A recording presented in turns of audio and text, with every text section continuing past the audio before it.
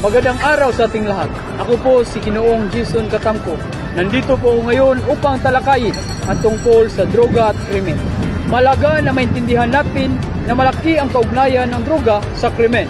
Maraming mga krimen ang nagaganap dahil sa paggamit ng pagbibinta na iligal na droga. Halimbawa, dahil sa adiksyon, may mga taong nagnanakaw o nag-aapi para lamang makabili ng droga. Pero hindi lang yan. Ang pagbibenta ng droga ay isang malaking negosyo ng mga sindikato na gumagamit karahasan para mapanatili ang kanilang operasyon. Kaya't hindi lang maliliit na krimen ang dulot nito, kundi pati ang malaking insidente tulad ng pangpatay at pananakot.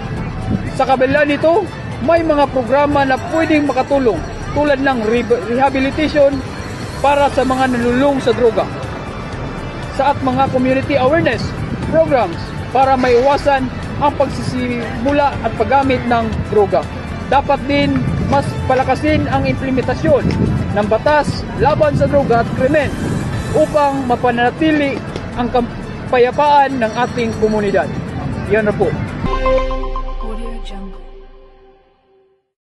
Magandang umaga sa ating lahat. Nandito na po tayo sa isang talakayan kung tungkol sa krimen at droga. Pagadibatihin po natin kung sino ang sang-ayon o sino ang pabor o salungat patungkol sa epekto ng droga. Ang tanong, ang epekto ba ng droga ang pangunahing sanhi ng krimen? Tunghayan natin ang mga sumusunod. Pabor ako. Ang droga ang pangunahing sanhi ng krimen. Naniniwala ako na malaki ang epekto ng droga sa pagdami ng krimen.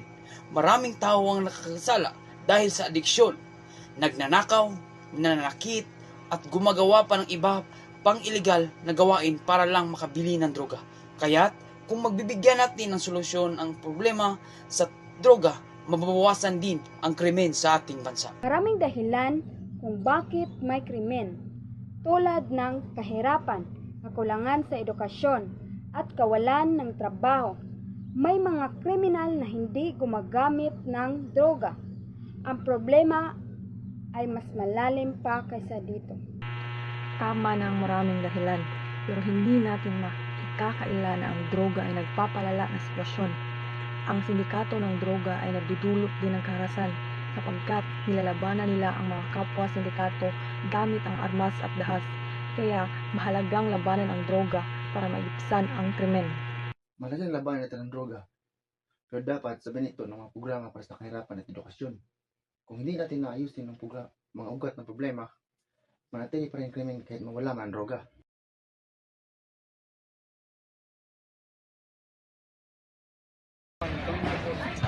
Ano sa tingin mo ang sanhi ng pagtaas ng krimen sa syudad? Sa tingin ko, malaking faktor talaga ang droga. Maraming krimen ang nangyayari dahil sa adiksyon at bintahan nito. Oo, pero sana sabayan din natin ang solusyon at sa kahirapan para mas matulungan natin ang mga tao sa bayan. Agree ako doon. Mahirap talaga kung hindi magbigyan ng trabaho at edukasyon ang mga tao. Nabalitaan mo ba yung nangyari kahapon sa kanto? May naaresto doon na nagbebenta ng droga. Oo, nakita ko sa balita. Nakahiya naman, lalo na sa mga kabataan na natutulad sa kanila. Grabe na nga, nakakalarma yung mga balita tungkol sa mga nahuling gumagamit at nagbebenta ng illegal na droga.